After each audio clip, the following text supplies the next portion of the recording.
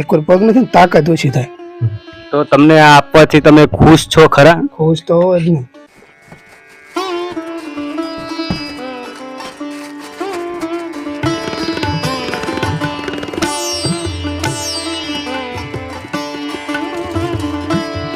અને વોટ્સએપના માધ્યમ દ્વારા આ મેસેજ મળેલો હતો અને એ ભાઈનો વિડીયો પણ અમને મોકલેલો હતો. તો અમે વિડીયોના માધ્યમથી એની ગહેરાઈ સુધી પહોંચ્યા અને આજે અમે ત્યાં જઈ રહ્યા છીએ. તો ચાલો આપણે આજે આનંદપર ગામે જઈએ.